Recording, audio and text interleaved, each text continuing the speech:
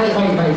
Kenapa saya tak tahu? Saya tak pernah jumpa pun dia orang banyak. So tak rasa lagi aura jahat tu macam mana. Baik. Tetapi tuan-tuan dan puan, kalau kita kaji ya, ulama cakap antara Abu Lahab dengan Fir'aun, Abu Lahab lagi jahat. Abu Lahab lagi jahat. Ya. Kenapa Abu Lahab lagi jahat? Sebab macam ni. Abu Lahab tu confirm masuk neraka, masih hidup lagi dah dia dah tahu. Fir'aun sebelum mati sampai hujat. Terkejut. Ustaz betul. Oh tu, ya Allah. Fir'aun sebelum mati sampai mengucap. Mana bukti Ustaz? Baca surah Yunus. Dia sampai mengucap. Apa mengucap apa yang dia kata? Surah Yunus. Adalah la ilaha illallah. Satu lah lebih kurang ya. Dia sampai cakap tidak ada Tuhan melainkan Tuhan apa? Surah Yunus saja. Surah Yunus. Nanti kita cek lagi. Tapi ada. Cuma hanya bagi tahu, walaupun Fir'aun sempat mengucap, tetapi masuk Islam syahadah Fir'aun itu Allah tak terima. Itu saja tuan-tuan dan puan ya. Allah tak terima ya. Saya tak tahu nanti kau nak bona tahu masuklah neraka nanti tanyalah dia orang. Itu jawapan jangan saya tak tahu ya. Tapi ini saya tak tahu Allah alam ya. Allah alam bisolat. Baik. Jom. Soalan doi coba apa tu ya. Baik, berdoa. Assalamualaikum warahmatullahi wabarakatuh. Waalaikumsalam. Ustaz, doa untuk dapat jodoh untuk anak. Baik, macam mana cara paling baik untuk ibu berdoa untuk anak dia dan doa untuk anak itu sendiri amalkan. Baik. Cerita tentang dah kahwin lama tapi tak dapat anak. Ini kan common problem, betul tak tuan-tuan? Ramai orang hadapi. Agaknya dalam Quran ada tak cerita orang ni? Ya. Ada dua nabi. Ini saya kata tadi. Kalau kita perhati kisah nabi ni, rupa-rupanya ibrah yang Allah SWT nak beritahu kita, semuanya lebih kurang macam kita je sebenarnya. Ada dua nabi yang dah lambat dapat anak. Pertamanya Nabi Zakaria, yang keduanya Nabi Ibrahim. Ya, Nabi Zakaria dan Nabi Ibrahim. Ya. Tuan-tuan dan puan-puan, boleh tengok doa yang Nabi Zakaria amalkan. Boleh amalkan. Dalam surah Maryam. Apa doa ni? Ni doa dia. Inni wahanal azmu minni washta'ala ra'su syaiba. Surah Maryam awal-awal ni. Saya tak ingat ayat berapa, tapi ayat ni berada dalam kedudukan ayat 1 sampai ayat 10. Dia dalam ayat tu lah. Ya, nanti cuba cari balik ni ya. Inni wahanal azmu minni washta'ala ra'su syaiba wa lam akun bi du'aika rabbi syaqiyya. Apa maksud dia? Zakaria pun berdoa kepada Tuhan dia. Ya Allah, wahanal azmu minni, kata Zakaria. Saya lihat tulang dah lemah. Wahanal azmu itu maksudnya apa? Tulang dah lemah. Maksudnya Nabi Zakaria nak cakap, saya ni dah tua dah ya Allah. Washta'ala ra'su syaiba, dah menyala rambut saya ni ya Allah. Menyala itu maksudnya rambut kita menjadi putih ya Allah ya. Maksudnya macam ni. Kalau kita faham, Nabi Zakaria ni merupakan Nabi yang kahwin awal, tapi umur baginda dapat anak Yahya ni, ulama cakap masa umur baginda 80 tahun. Maknanya kahwin umur 25, berapa umur dapat anak? 80 tahun. Begitu lama. Tapi yang kita nak bagi tahu bukan doa yang kita nak bagi tahu apa pemikiran Nabi Zakaria. Sebab ini yang menentukan sama ada kita ini mudah dilayankan baik atau tidak. Pemikiran Nabi Zakaria bagi dia cakap macam ni. Walaupun saya dah tua, badan dah lemah, rambut dah beruban, satu benda tak pernah berubah ya Allah. Walam akun bidu'aika rabbi syaqiyya. Saya tak pernah berputus asa daripada berdoa supaya engkau berikan anak kepada saya. Tuan-tuan dan puan-puan, itu dia punya asimat. Jangan putus asa dengan Allah. Jangan putus asa. Kalau kita rasa kita dah 20 tahun, 30 tahun dan kita dapat anak, tuan-tuan dan puan, Nabi Zakaria lagi lama. Tapi Nabi Zakaria tak pernah berhenti berdoa. Kita pernah macam itu, insyaAllah. Boleh ya? Baik. Yang ke seterusnya. Salam Ustaz. Waalaikumsalam. Apa pandangan Ustaz sekiranya kita sakit tapi berserah pada Allah sahaja tanpa ikhtiar untuk sembuh? Tak boleh. Ya tuan-tuan, tak boleh. Kita kena faham tawakal ni kena betul cara dia tuan-tuan ya. Ada orang kata tawakal ialah tak boleh tuan-tuan. Sakit, rezeki, jodoh ni tuan-tuan kesembuhan memang betul hak Allah. Tapi bodoh tu tak datang bergolek, kono pergi hospital, kono makan Panadol, cuma semua benda tu asbab. Boleh tuan-tuan? Asbab itu maksudnya kalau bekerja tak pek berdoa jam ni lupa pek jam lepas tu buka tikar sadah ada duit tak pek tuan-tuan. Rasulullah tak pernah ajar macam tu. Betul saya kawan ya. Sama juga macam sakit. Kalau pergi hospital, kalau boleh medical card, sebab tuan-tuan, sebab kita perlu berusaha. Allah SWT kata cara relationship dengan I ni, dengan Allah SWT ni, cara ni macam ni. Kita kena percaya kepada Allah yang penyembuh, yang memberi rezeki. Tetapi untuk rezeki itu datang, kesembuhan itu datang, we must do something. Kata Allah Subhanahu wa taala, "Inna Allah la yughayyiru ma biqaumin hatta yughayyiru ma bi anfusihim." Kami tak akan ubah condition seseorang itu sehingga dia start ubah diri dia dulu. Kok duduk dia terbaring lepas tu nak jadi macam Nabi Ayub. Kita bukan Nabi, tuan-tuan. Ini nak ngobat ya. Kita bukan Nabi, pergi hospital. Nah, itu jawapan saya ya, tuan-tuan. Baik, teruskan. Apakah kaedah yang terbaik untuk mengajar keluarga kita sukakan Al-Quran? Bagaimana nak mengajak suami dan diri kita sentiasa ke masjid untuk jemaah? Bagaimana nak hilangkan ego dan malu untuk belajar mengaji? Allah Akbar. Banyak pula soalan ni tuan-tuan. Yang pertama, macam mana kaedah terbaik mengajak keluarga kita suka Quran? Panjang cakupan tuan-tuan dapatkan buku Adha itu. Kayak buku Adha yang saya khabar tadi, cara kami mendidik anak dari dulu tuan-tuan. Itu semua cerita kami mendidik anak yang jawapan dekat sini. Panjang cerita tuan-tuan juga dapat dekat situ. Yang kedua juga tuan-tuan, macam mana nak mengajak suami dan diri kita sentiasa ke masjid berjemaah. Ini saya tahu apa problem ni. Problem macam ni. Suami gomah tawakil. Betul tak tuan-tuan? Pagi tadi data kita dia drop dia. Betul tak tuan-tuan kan? Lepas itu cakap kan nak habiskan SMS. Kan dia jemput. Betul tak tuan-tuan kan? Tahu dah tu ya. Memang ada suami yang tentu tuan-tuan ya. Dia bukan tak nak datang. Dia nak isteri yang nanti ceramah balik ke dia. Itu kisah ya. Jadi cadangan saya kalau nak lombolkan hati suami yang macam ni. Nanti suami semua dah lombol nanti dia ni ya. Cara mudah. Balik nanti ceramah ke suami. Bang hari saya belajar nyanyi. Berdiskusi tuan-tuan. Itu caranya yang saya cadangkan ya. Macam mana nak hilangkan ego dan malu? Nabi lah. Banyak lah ni. Kita sikit ya, banyak soalan juga ya. Sejauhnya lah jawab yang konten juga. Kemangga pula yang konten ya. Assalamualaikum Ustaz. Waalaikumsalam. Apa jawapan Ustaz? Adakah diterima Allah SWT doa ibu bapa yang mohon doa kepada Allah untuk dapatkan anak yang soleh-solehah, tetapi ayah dan ibu yang berdoa itu sendiri tiada 100% bertauhid kepada Allah? Ya, ini masalah yang agak susah kita nak cerita. Asas doa ni tuan-tuan dan puan adalah tauhid. Itu yang kita pernah faham. Asas doa apa? Tauhid. Ya, kena percaya kepada Tuhan. Kena percaya kepada Tuhan. Maksud tauhid yang saya maksud, saya tak tahu apa maksud dari sini, tapi maksud saya tauhid ni macam ni. Kita percaya yang Allah Subhanahu Wa Taala itu merupakan Tuhan yang mengawal hidup mati kita. Kita kena percaya macam tu. Maksudnya begini, ada setengah orang, ya ada setengah orang, bukan setengah, ramai jumpa kat KL ni ya.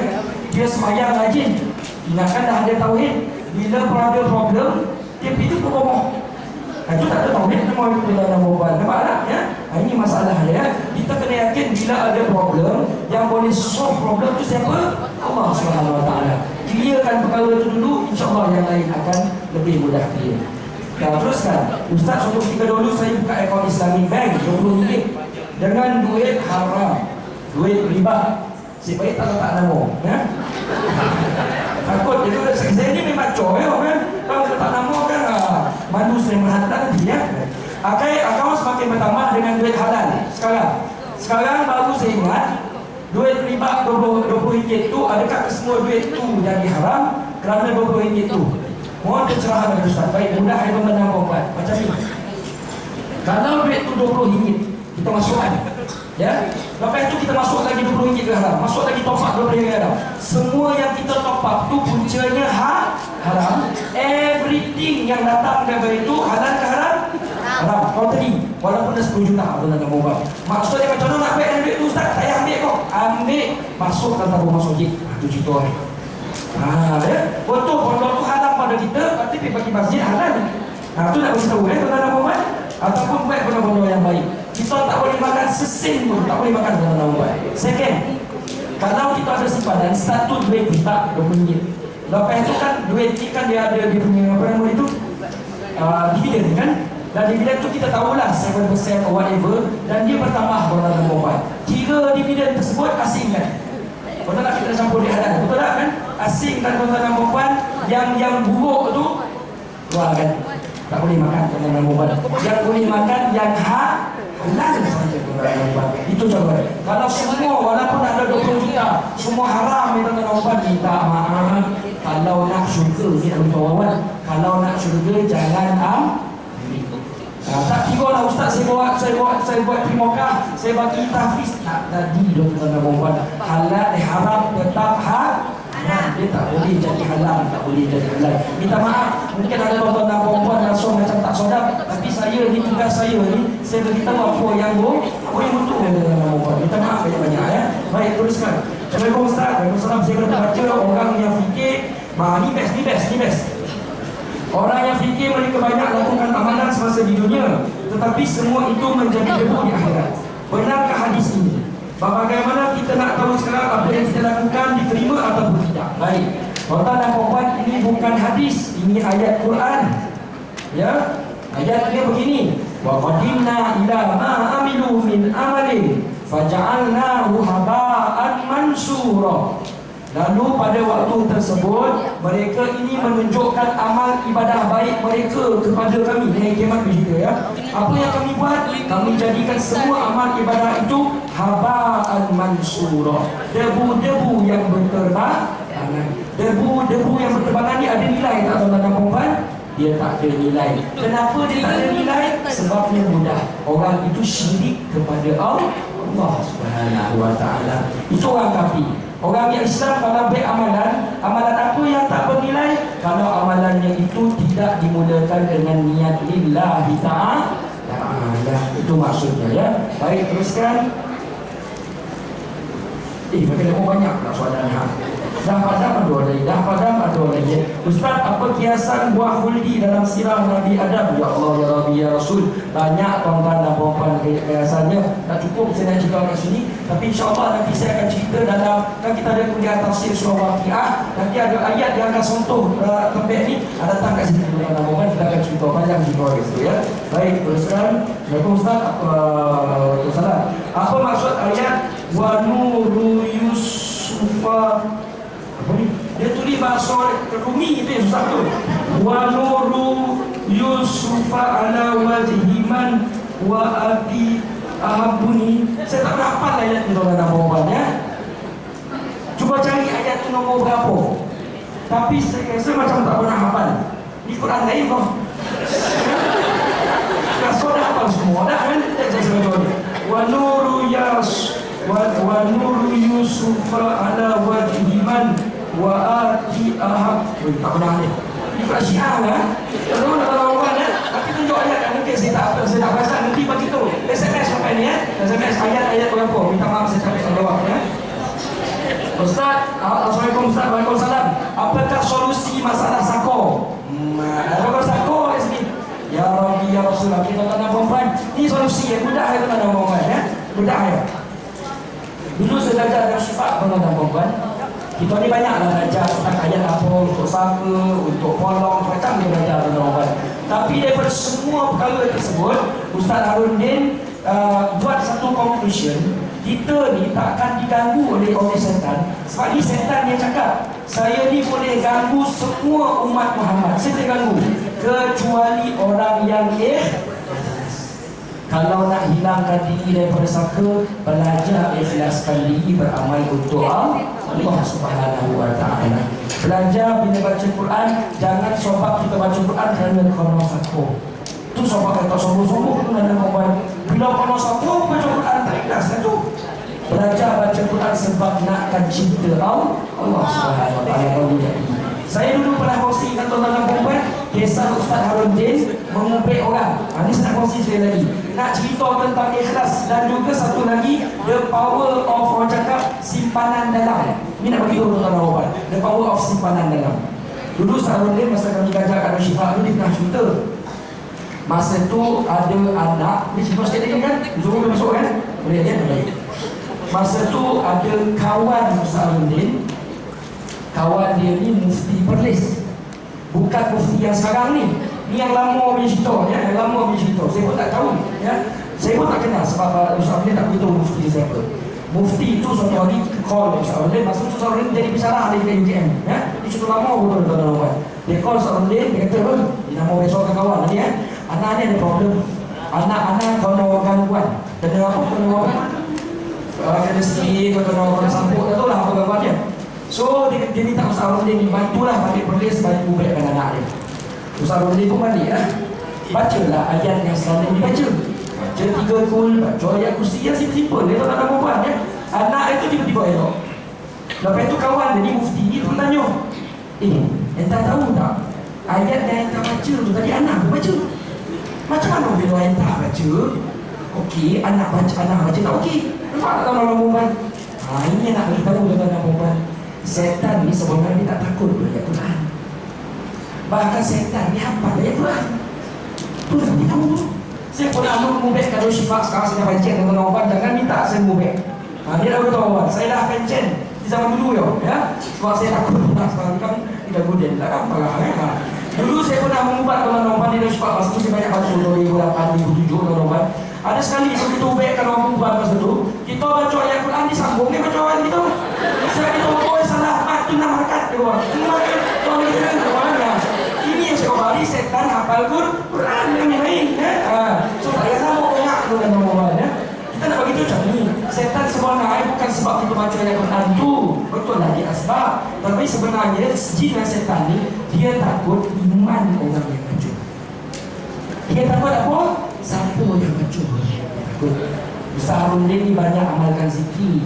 Dah selalu ubek orang tuan-tuan dan perempuan. So orang cakap dia punya install dalaman dia tu zikir dia tu dah tinggi. Mungkin mufti tu orang cakap tak selalu ubek orang kan. Jadi orang cakap tak begitu power. Pernah dengar ke tidak kisah selipar Imam Ahmad Ibn Hanbal? Pernah tak? Kan masa tu ada seorang kalau sapu uji anak betul tak? Dia datang kepada Imam Ahmad. Masa tu Imam Ahmad dengan Islamah, dia kata Imam ni tak datang rumah saya tu tolong ubek anak saya.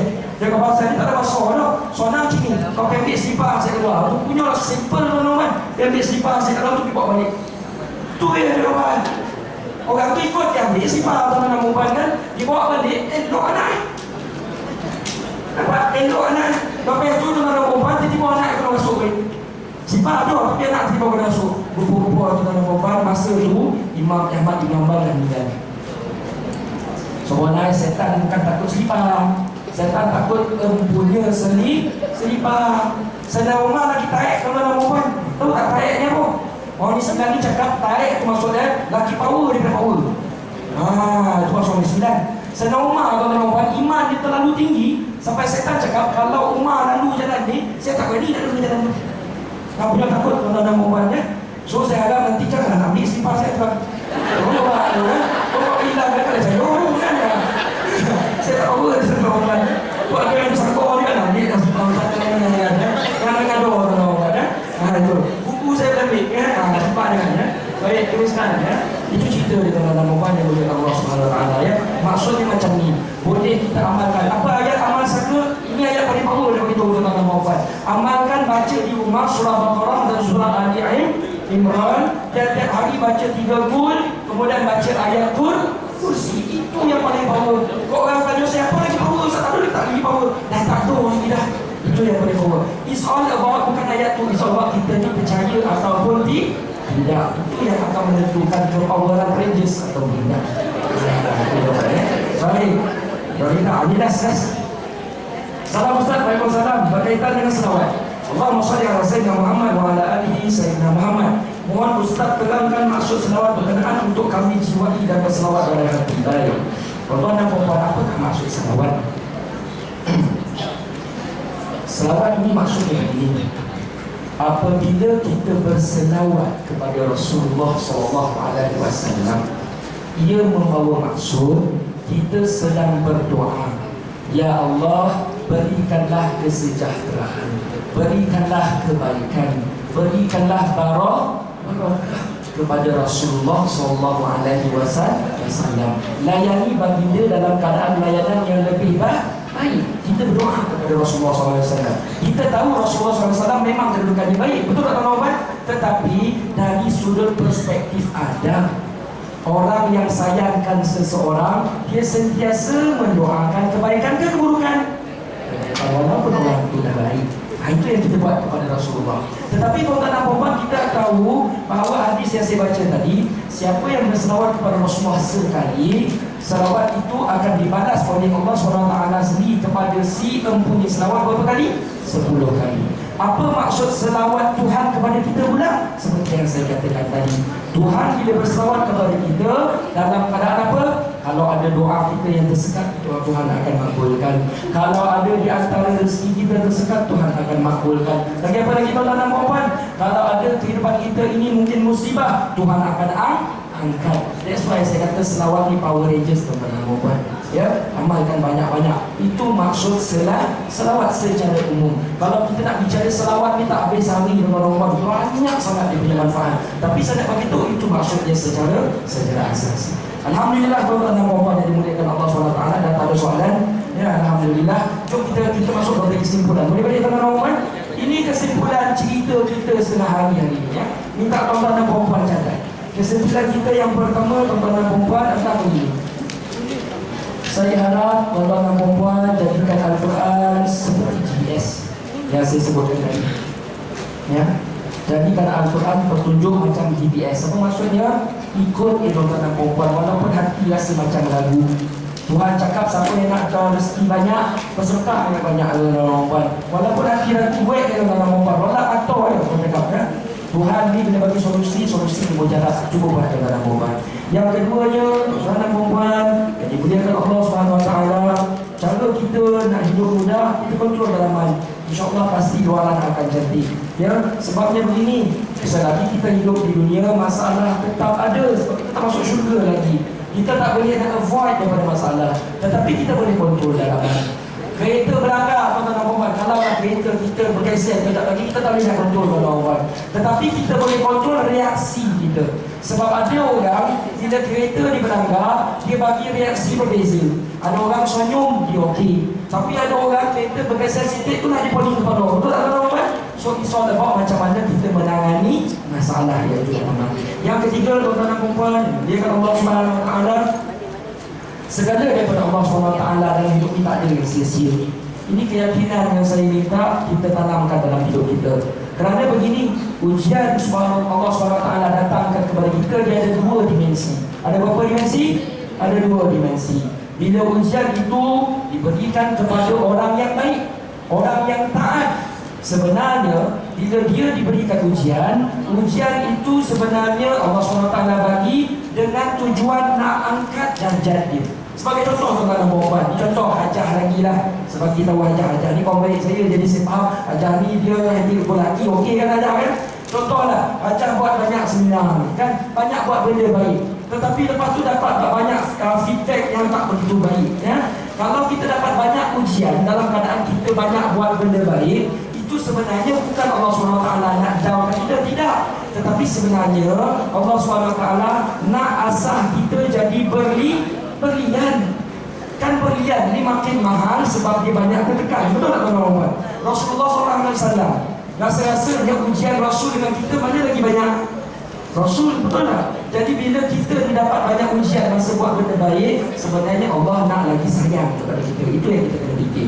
Bagi orang yang tak begitu baik pula, kalau banyak ujian dalam hidup mereka, sebenarnya ujian itu Allah SWT datangkan dengan harapan supaya dia kembali kepada Allah SWT. Itu maksudnya tuan-tuan milik Allah SWT.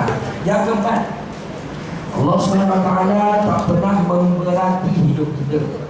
Ya, la yukallifullahu nafsan illa wus'aha, itu kata Allah SWT. Bila Allah bagi kamu ujian, Allah SWT dah measure awal-awal yang sebenarnya kamu boleh hadapi ujian tersebut. Itu maksudnya tuan-tuan dan puan, kita perlu bersangka baik dengan Allah SWT. Tuhan tidak pernah berniat untuk mengenakan hamba-Nya. Tak pernah tuan-tuan dan puan semua. Ya, Tuhan tidak pernah berniat untuk menyakiti kita walaupun kita ini banyak kali menyakiti Allah Subhanahu Wa Taala dengan maksiat yang kita banyak lakukan. Jadi kita kembali berfikir positif kepada Allah Subhanahu Wa Taala. Yang kelima, muliakan hidup dengan memperbaiki diri, bukan mengalah orang lain. Tuan-tuan ya. Bagi begini, di saat kita menghadapi masalah, jangan cepat salahkan orang. Cepat-cepat salahkan diri kita, tuan-tuan dan puan-puan. Kita anggap kalau kita ni banyak musibah, anggap semua itu kerana kita ni banyak buat dosa. Allah SWT akan ada diberitahu dalam hadis bahawa setiap kali seorang itu ditimpa musibah, ia merupakan peluang untuk Allah delete dosa dia. Betul tak, tuan-tuan dan puan-puan? Allah SWT nak bantu kita sebenarnya. Apa yang kita perlu lakukan adalah mari kita kembali kepada Allah SWT dengan perasaan husnuzon, insya-Allah. Kita ubah apa yang kita sedang lakukan ini kepada keadaan yang lebih baik. Semoga Allah SWT akan mengakhiri hidup kita dengan husnul khatimah. Yang terakhir, tuan-tuan dan puan-puan, sentiasa berhusnuzon dengan Allah SWT. Fa inna ma'al usri yusra, kata Allah SWT. Ketahuilah, di sebalik benda yang tak berapa baik, pasti dia ada banyak benda baik. Happy ending akan Allah SWT bagi kepada kita. Kita bila Allah SWT minta kita baca Quran, Allah SWT sebenarnya nak luruskan mindset kita. Macam mana cara nak luruskan mindset? Allah SWT kata, cuba kamu tengok Nabi Yusuf, dia ada problem lagi banyak daripada kamu, tapi alhamdulillah semua okey. Cuba tengok Rasulullah, problem Rasulullah lagi banyak daripada problem kamu. Cuba tengoklah hidup Rasulullah, okey ke tidak? Okey. So kami nak beritahu kamu dan melalui Al-Quran, kalau kamu hampir dengan kami, percaya dengan kami, berhusnuzon dengan kami juga akan layan kamu seperti itu.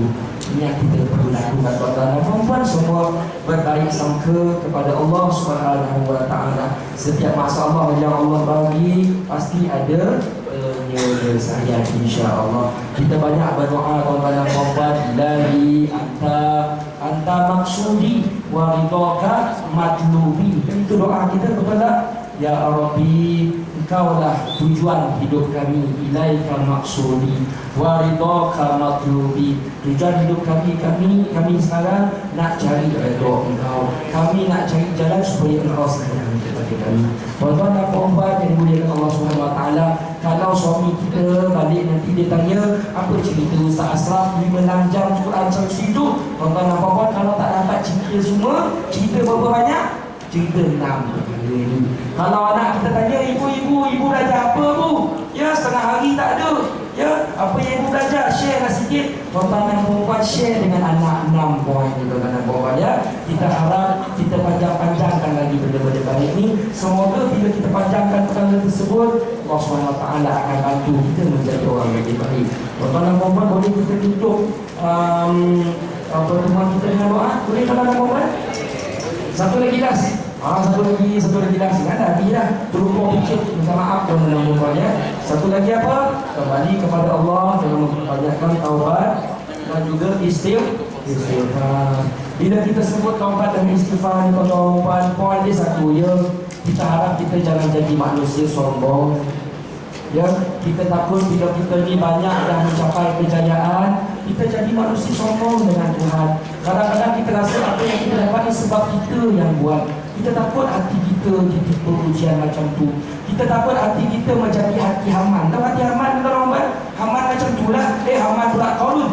Ya, Qarun macam tu lah. Bila dia dah kaya, tuan-tuan dan puan-puan, bila dah berjaya dalam hidup, bila orang tanya, Qarun banyak harta kau, apa kau buat? Apa jawapan Qarun? Qala inna ma utituhu ala ilmin indi. Dia belagak, tuan-tuan dan puan-puan, dia cakap apa? Semua kekayaan saya ni saya yang berusaha. Dia dah lupa Tuhan yang bagi. Tuan-tuan dan puan-puan, kita harap hidup kita bukan pemikiran yang begitu. Kita nak kembali kepada Allah SWT. Jangan sekali-kali kita bila ada problem, jangan sekali-kali kita fikir kita boleh settle problem tu. Tak mampu, tuan-tuan dan puan-puan. Kita buat apa? Kita panjatkan segalanya kepada Allah SWT. Letakkan keyakinan yang kita ni lemah, kita ni nothing. Letakkan pemikiran macam pemikiran Nabi Musa tadi. Kita ni fakir, kita tak mampu nak buat benda-benda ni, kecuali bila Allah tolong, insya-Allah kita boleh. Itu itu dia tuan-tuan dan puan-puan. 7 kalau nak, minta maaf ya tuan-tuan dan puan-puan. Baik, mari kita tutup doa pertemuan kita hari yang cukup berbahagia ini dengan memanjatkan doa kepada Allah Subhanahu wa taala. Ila hadratin Nabi Mustafa Muhammadin sallallahu alaihi wasallam wa alihi al-kiram wa ashabihi al-izam syai'un lahumul Fatihah. A'udzubillahi minasyaitonir rajim. Bismillahirrahmanirrahim. Alhamdulillahi rabbil alamin. Ar-Rahmanir Rahim. Maliki yaumiddin. Iyyaka na'budu wa iyyaka nasta'in. Ihdinas siratal mustaqim. Siratal ladzina an'amta 'alaihim ghairil maghdubi 'alaihim waladdallin. Amin. أعوذ بالله السميع العليم من الشيطان الرجيم. بسم الله الرحمن الرحيم. الحمد لله رب العالمين والصلاة والسلام على أشرف الأنبياء والمرسلين وعلى آله وصحبه أجمعين. اللهم اغفر لنا ذنوبنا ولوالدينا وارحمهم كما ربونا صغارا ولجميع المسلمين والمسلمات والمؤمنين والمؤمنات الأحياء منهم والأموات برحمتك يا أرحم الراحمين. اللهم صل على سيدنا محمد طب القلوب طب القلوب ودوائها وعافية الأبدان وشفائها ونور الأبصار وضيائها وعلى آله وصحبه تسليما كثيرا برحمتك يا أرحم الراحمين. Ya Allah ya Arhamar Rahimin, kami mengaku kepadamu ya Allah ya Arhamar Rahimin, ya Ghafurur Rahim. Kami ini merupakan makhluk yang banyak dosa, kami ini banyak buat salah, kami ini banyak buat silap ya Allah. Tetapi jauh di dalam sudut hati ini kami ingin menjadi hamba-Mu yang paling baik. Kami ingin ya Allah supaya Engkau tunjukkan kepada kami pada hari ini, tunjukkanlah kepada kami ya Allah bahawa kami ini masih boleh menjadi orang-orang yang baik. Kami mohon kepada-Mu ya Arhamar Rahimin, tunjukkanlah kepada kami, tunjukkanlah, jadikanlah hati-hati kami ini hati-hati yang suka melakukan kebaikan, hati-hati yang suka melakukan ketaatan, hati-hati yang sukakan majlis yang penuh dengan ketenangan. Ya Allah ya Rahim ya Wadud, kami memohon dengan penuh kehinaan diri, kami memohon dengan penuh kerendahan hati. Kami mohon ya Allah, ubahlah segala keburukan, kesilapan, maksiat dan juga kesilapan lama kami menjadi kebaikan. Kami mohon ya Allah, bukakanlah hati pintu hati kami ini supaya kami ini suka bertemu dengan orang-orang yang soleh. Kami sukakan majlis-majlis ilmu, kami suka membaca Al-Quran, kami suka berselawat kepada Rasulullah SAW. Kami suka penuhi hidup kami ini dengan zikir-zikir dan juga melakukan ketaatan. Ya Allah ya Arhamar Rahimin, kami juga memohon dengan penuh kerendahan hati ya Arhamar Rahimin, agar Engkau kabulkan segala hajat kami, segala doa kami, doa yang zahir, doa yang batin, doa yang Engkau tahu, doa yang kami tak tahu tetapi Engkau tahu yang terbaik untuk kami. Ya Allah ya Arhamar Rahimin, tolonglah ya Allah, bantu kami supaya doa kami ini diberikan jawaban yang lebih baik daripada apa yang kami fikirkan. Ya Allah ya Arhamar Rahimin, kami mohon bersungguh kepada-Mu ya Allah, kurniakanlah kami syafaat Al-Quran, kurniakanlah kami syafaat Rasulullah SAW melalui kehadiran kami di dalam majlis yang penuh berkah ini. Ya Allah ya Arhamar Rahimin, kurniakanlah syafaat tersebut bukan setakat kepada orang yang hadir, tetapi kurniakanlah syafaat itu kepada orang-orang yang kami sayangi yang tak sempat hadir di dalam seminar ini. Kami mohon ya Allah, kurniakanlah syafaat kepada anak-anak kami, suami kami, isteri kami, cucu kami, orang-orang yang kami sayangi, arwah ibu bapa kami, atuk-atuk kami ya Allah, mereka yang telah mendahului kami. Kami mohon ya Allah, dengan syafaat Rasulullah dan juga syafaat Al-Quran, kumpulkanlah kembali kami semua sekeluarga di syurga-Mu ya Allah ya Arhamar Rahimin. Ya Allah ya Arhamar Rahimin, kami memohon bersungguh kepada-Mu ya Allah, tolonglah ya Allah, jaga arwah ibu bapa kami yang telah meninggalkan kami dalam penjagaan yang baik. Mereka tu ya Allah, mereka dahulu sangat baik ya Allah, tolong jaga mereka dengan penuh kasih sayang, layani mereka dengan sifat Ar-Rahmanir Rahim ya Allah, Mereka ini semua dahulu masa kami kecil, mereka sayang kepada kami ya Allah. Tolonglah ya Allah, jangan Engkau apa-apakan mereka, jangan kau bagi izin malaikat-malaikat daripada menyakiti mereka ya Allah. Kami mohon ya Allah, bawa mereka bersiap-siap di syurga-Mu ya Allah. Tempatkanlah mereka di dalam syurga-Mu yang tertinggi ya Arhamar Rahimin, ya Akramal Akramin, ya Arhamar Rahimin. Rabbana zalamna anfusana wa illam taghfir lana wa tarhamna lanakunanna minal khasirin. Rabbana la tuzigh qulubana ba'da idh hadaitana wa hab lana min ladunka rahmatan innaka antal wahhab. Rabbana atina fid dunya hasanah wa fil akhirati hasanah wa qina azabannar. Wa sallallahu ala sayyidina wa habibina wa syafi'ina wa zukhrina wa maulana Muhammad wa ala alihi wa sahbihi wa sallam. Subhana rabbika rabbil izzati amma yasifun wa salamun alal mursalin walhamdulillahi rabbil alamin. Allahumma amin ya rabbal alamin. Taqabbalallahu minkum. Tuan-tuan dan puan-puan yang dimuliakan Allah, demikianlah berakhirnya seminar Al-Quran Solusi. Saya nak ambil kesempatan yang terakhir ini, saya nak mohon maaf kepada tuan-tuan dan puan-puan kalau sepanjang pertemuan kita hari ini ada silap bahasa, ada tersilap cakap, ada terkasar bahasa. Saya mohon maaf banyak kepada tuan-tuan dan puan-puan. Mana yang baik itu datang daripada Allah, mana yang lemah itu datang daripada kesalahan diri saya sendiri. Wabillahi taufiq wal hidayah. Assalamualaikum warahmatullahi wabarakatuh. Terima kasih kepada Ustaz Muhammad Hafiz kerana membimbing kita dalam seminar pada hari ini. Untuk menghargai kedatangan Ustaz pada hari ini, saya ingin ikut Haji Sufyan sebagai naib hadir untuk memberi sedikit tengah hati kepada Ustaz. Silakan.